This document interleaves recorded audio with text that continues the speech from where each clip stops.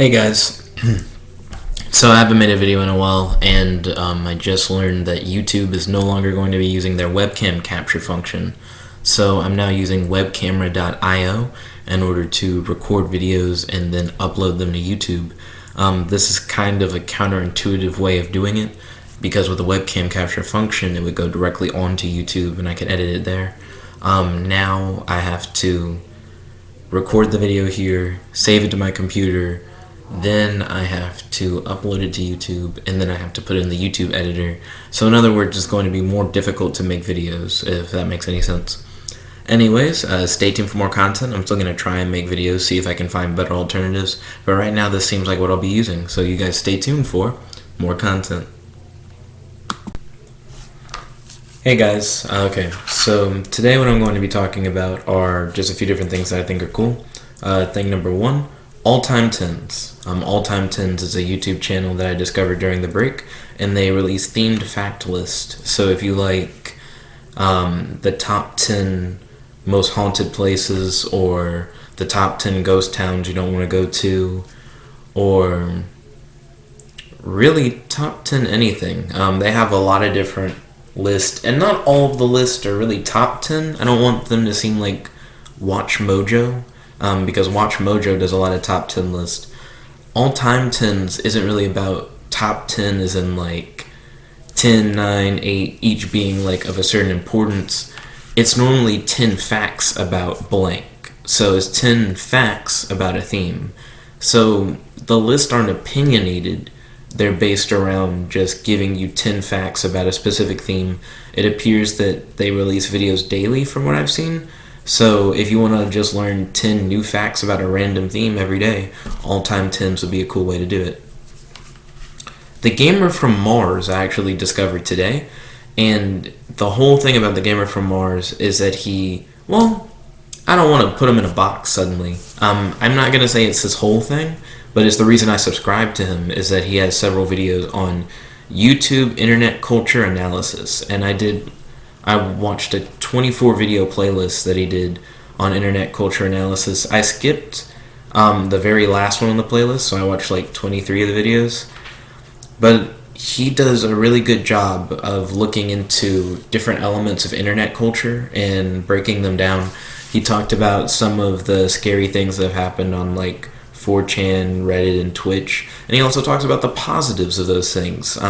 Instead of being very biased and very against different elements of internet culture, he kind of shows an opinion without showing an opinion, by showing the good and the bad of a lot of elements of the internet, and I really enjoyed that.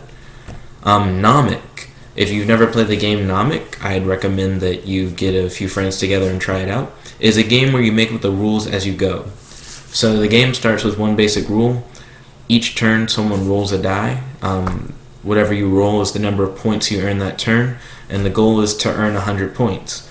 Now the second rule in Nomic is that each turn you can propose a new rule to add to the game, and then by proposing a new rule, everyone else votes on whether or not they want to add that rule to the game or not. And then if the rule's added to the game just keeps going accordingly with that new rule. And each turn a new rule can potentially be added to the game, and the game can get crazier and crazier and more interesting as more rules are voted for.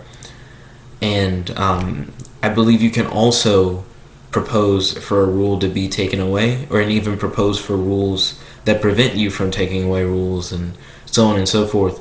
So Nomic really just becomes whatever game you want it to be, and you can actually create really cool sets of game rules to make into your own games that you guys have essentially collaboratively created together.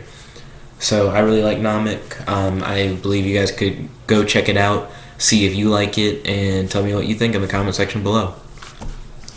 Next up, I'm going to be talking about some facts that I learned from the MIT Encyclopedia of Cognitive Science.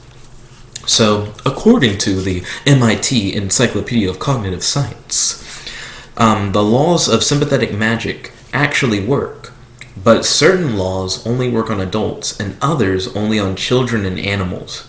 Now, when I saw this, I thought it was interesting, because never would I have thought that magic, if explained through like cognitive science, would somehow allow for animals to be affected by it.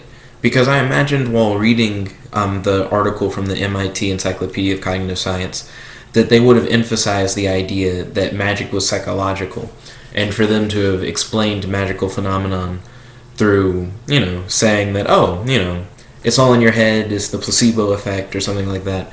But it cites multiple experiments that have been tested on adults, children, and animals that shows that the laws of sympathetic magic actually work. But the law of similarity only works on children and animals, and the law of contagion only works on adults. And what's really interesting about that is it's essentially saying that when you're a kid, there's like one law of sympathetic magic that works on you. But then you grow up, and another law affects you, but the law that affected you as a kid no longer affects you. But then kids aren't affected by the adult law.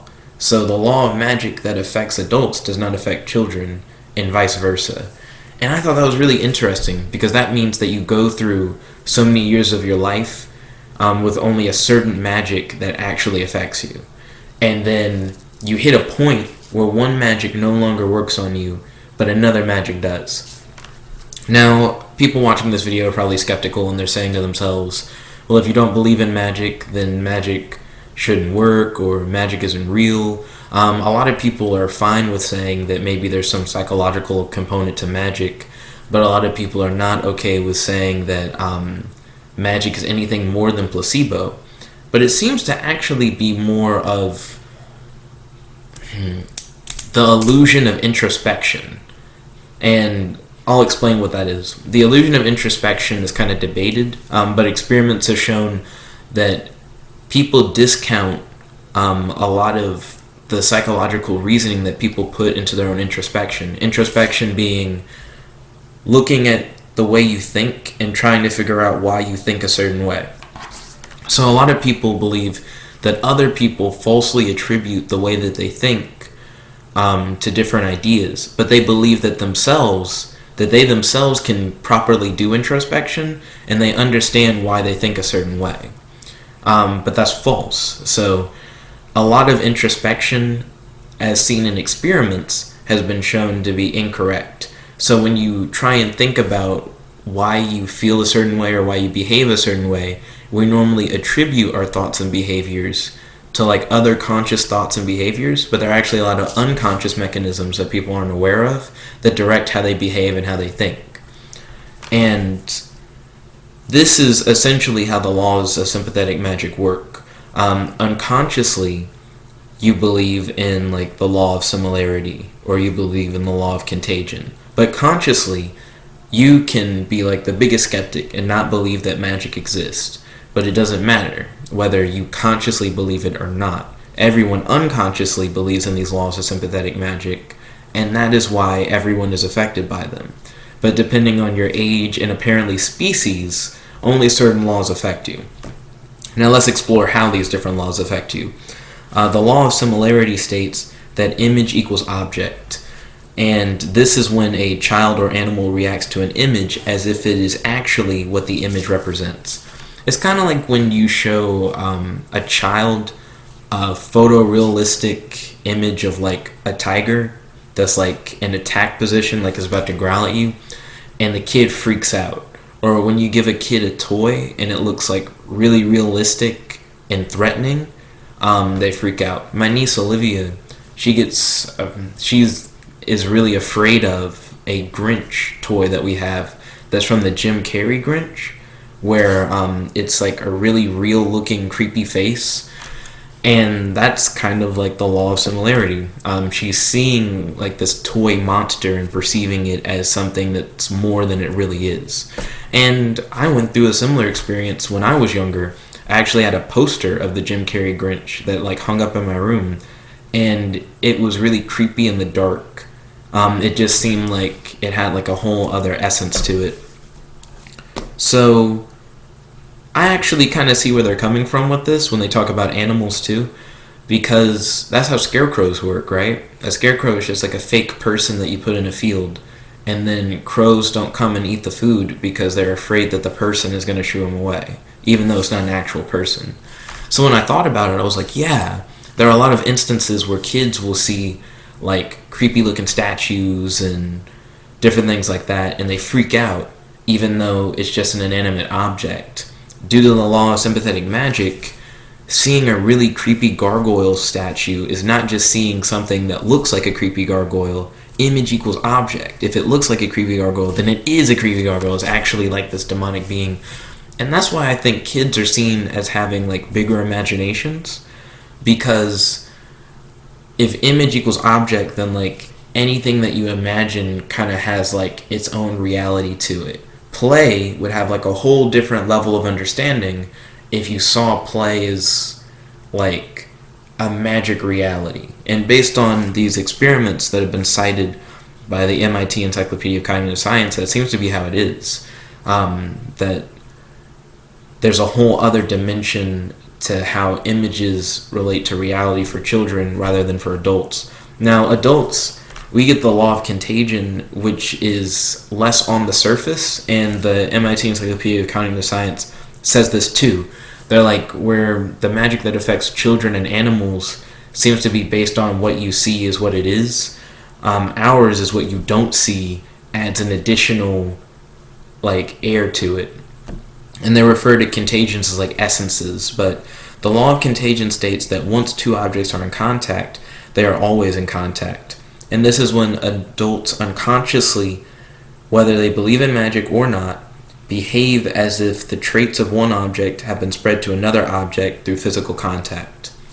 So physical contact was a really big thing that they pushed, but the traits that can be passed over can be anything from physical traits of the first object to mental traits of one object to another.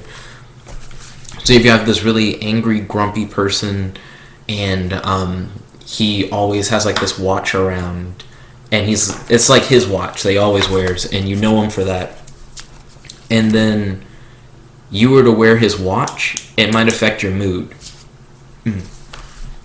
And you may feel like angrier and grumpier, and that is because you believe that the traits that the man had are somehow conferred to the watch.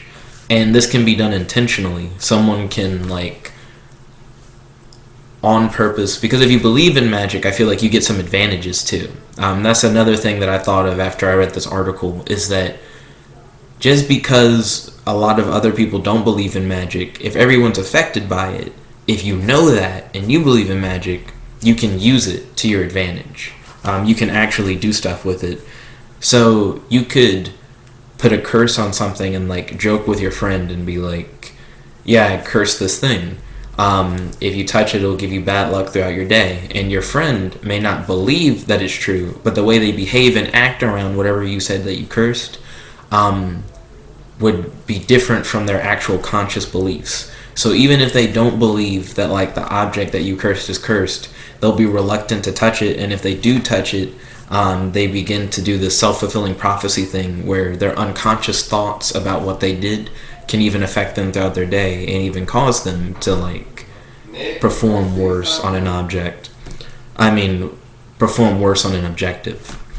So anyways, that is my list of 4 fun facts about different things I learned about over break. You guys stay tuned for Tick-a-Guy, more content.